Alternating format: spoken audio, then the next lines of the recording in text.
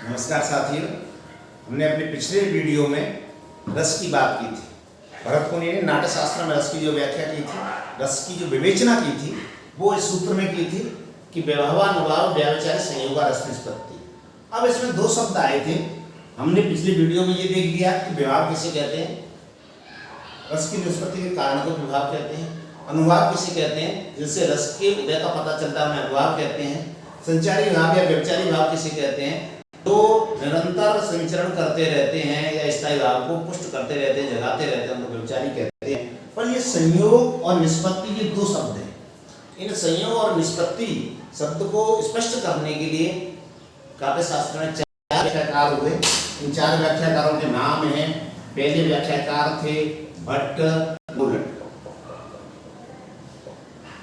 दूसरे व्याख्याकार हैं आचार्य शंकुक, तीसरे व्याख्याकार हैं भट्ट नायक और चौथे व्याख्याकार हैं अभिनव गुप्त। देखिए, सबसे पहले ये क्रम की बात है कि भरत मुनि के इस सूत्र की व्याख्या करने वाला प्रथम आचार्य था वो भट्ट लोलट थे, दूसरे थे शंकुक, तीसरे थे भट्ट नायक और चौथे थे अभिनव गुप्त। अब देखिए, भट्ट लोलट के सिद्धांत को क्या कहा जाता है? भट्ट लोलट के सिद्धांत को उत्पत्तिवाद कहा जाता है। उत्पत्तिवाद की जगह कई जगह उपचयवाद भी इसका नाम मिलता है, या इसको आरोपवाद भी कह सकते हैं, या इसको चमत्कारवाद भी कहते हैं।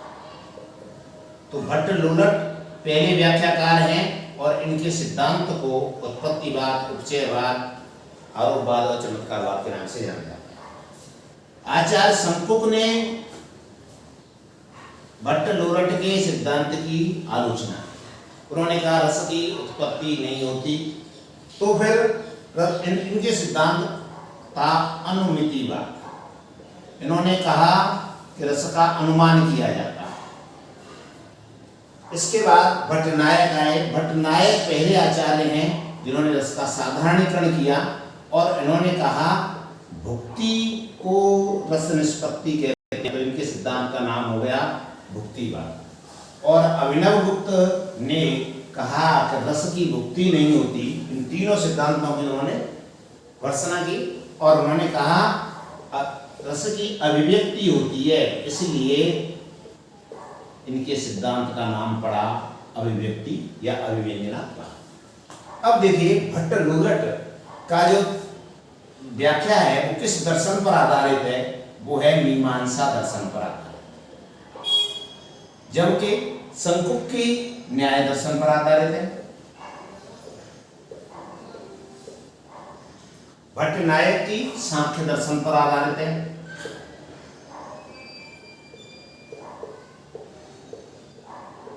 और अभिनव गुप्त की शैव दर्शन। आपको ये चारों व्याख्याकारों के नाम पता होना चाहिए, इनके सिद्धांत का नाम पता होना चाहिए। उत्पत्तिवाद किसने दिया रस व्याख्या का? तो भट्ट लोलट ने दिया। अनुमतिवाद किसने दिया? शंकुक ने दिया। या भुक्तिवाद किसने दिया? भट्ट नायक। और अभिव्यक्तिवाद किसने दिया? अभिनव गुप्त। इनके चारों के दर्शन हो गए। मीमांसा दर्शन पर, उत्तर मीमांसा पर आधारित है, बादरायण का है उत्तर मीमांसा, उस पर आधारित है भट्ट लोलट का, इसलिए लोलट की व्याख्या। न्याय दर्शन पर आधारित है शंकुक की व्याख्या, सांख्य दर्शन पर आधारित है भट्ट नायक की व्याख्या, और शैव दर्शन पर आधारित है आचार्य अभिनव गुप्त की व्याख्या। अब देखिए, अब व्याख्या किसकी चल रही है? संयोग। संयोग का क्या अर्थ है? अलग।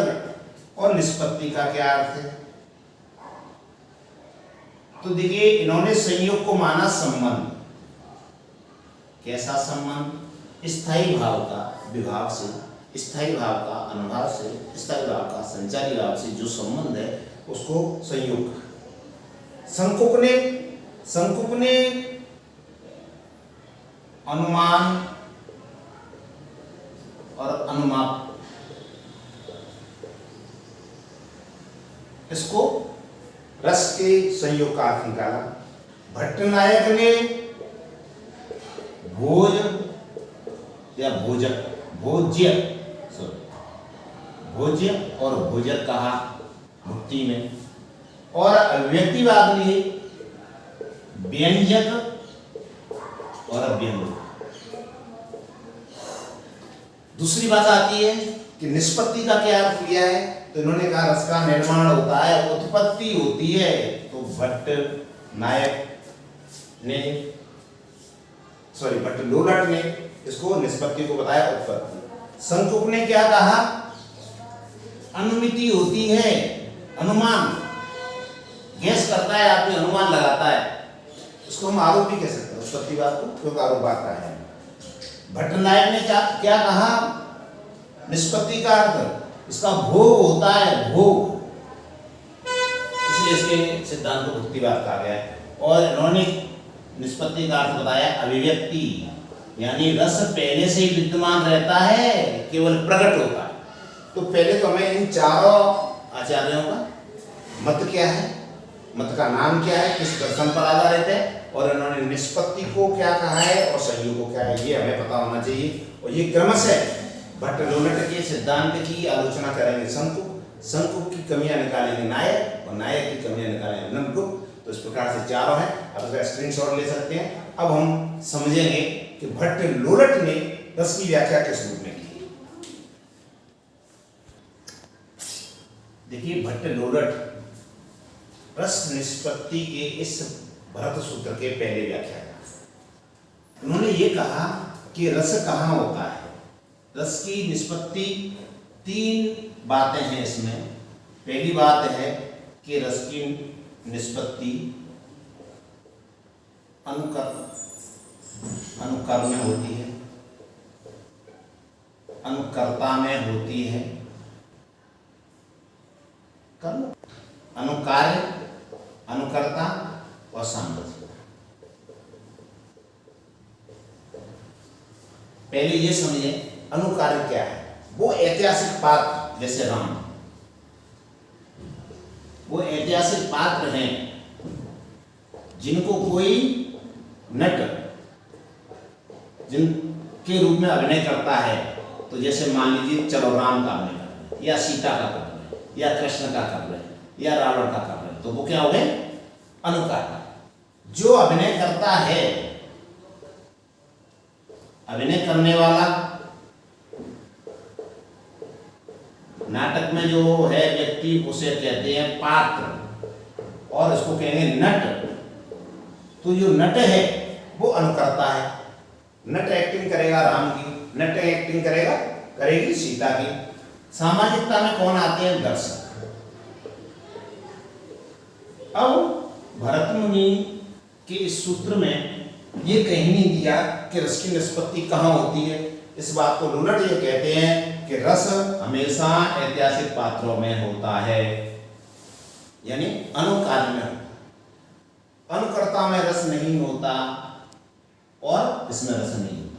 हालांकि ये जो विवरण है ये थोड़ा सा त्रुटिपूर्ण है, क्योंकि भट्ट लोलट ने ये कहा कि प्रमुख रूप से रस अनुकार्य में होता है, और गौण रूप से तो हम सबसे ज्यादा रस किसमें मानेंगे, अनुकार्य पर भी थोड़ा थोड़ा। लेकिन इन्होंने सामाजिकता की तो बिल्कुल ही उपेक्षा कर दी। इसी आधार पर संकुक ने इनकी निंदा की, क्योंकि दर्शक हैं, श्रोता हैं या पाठक हैं, सामाजिकता का समावेश नहीं है, तो फिर रस बहुत सीमित रह जाए। तो पहली बात तो ये समझने की है कि अनुकार्य क्या होता है, अनुकर्ता क्या होता है, सामाजिकता होता है। इन्होंने रस की जो व्याख्या की, सबसे पहले संयोग शब्द की, तो इन्होंने संयोग को संबंध बताया। संबंध किस रूप में बताया, नंबर 1 बताया इन्होंने कि स्थायी भाव में, और यहाँ क्या है, पहले विभाव, तो विभाव में क्या संबंध है। फिर दूसरी बार कहा है इन्होंने कि स्थायी भाव और अनुभाव में क्या संबंध है। और तीसरी बात इन्होंने की कि स्थायी भाव और संचारी भाव में क्या संबंध है। स्थायी भाव और विभाव के संबंध को इन्होंने जन्य जनक संबंध कहा, यानी विभाव तो है रस के जनक, और स्थायी भाव क्या है, रस का जन्य रूप। इसको हम अगर दूसरे रूप में कहें तो उत्पाद्य और उत्पादक संबंध भी कह सकते हैं। दोनों के एक ही बात। और इस संयोग का जो संबंध बताया, जन्य जनक संबंध या उत्पत्ति संबंध, इसमें निष्पत्ति का क्या अर्थ हो गया? निष्पत्ति का हो गया उत्पत्ति। दूसरा उत्पत्ति, इसमें निष्पत्ति का अर्थ। दूसरा है स्थायी भाव का अनुभाव से संबंध। इसको उन्होंने कहा गम्य, गम्य तो है कौन? स्थायी भाव। और गमक, गम्य गमक संबंध। गम्य गमक संबंध के आधार पर इन्होंने प्रतीति की बात की। अनुभाव क्या होते हैं? प्रतीति कराने वाले होते हैं। स्थायी भाव, कौन सा स्थायी भाव लगाए? अनुभाव से पता लगता है। संचारियों का क्या काम? संचारी और स्थायी भाव में क्या संबंध है? तो ये संबंध है पौष और पोषक। संचारी भाव पोषक हैं किसके?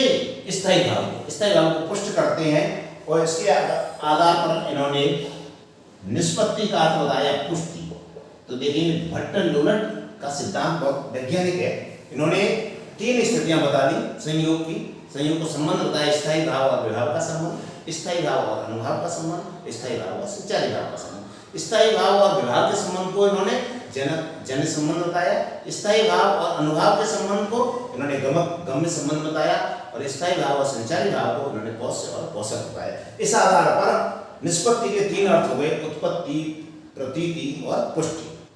उत्पत्ति मुख्य है और इसीलिए अब ये आया पेपर में आ जाए किस व्याख्याकार ने स्थायी भाव और विभाव में जनक जन्य संबंध बताया है। तो किस व्याख्याकार ने स्थायी भाव और अनुभाव में गमक गम्य संबंध बताया है? तो लोलट। और किस व्याख्याकार ने स्थायी भाव और संचारी भाव में पौष से पोषक संबंध बताया है? तो लोलट।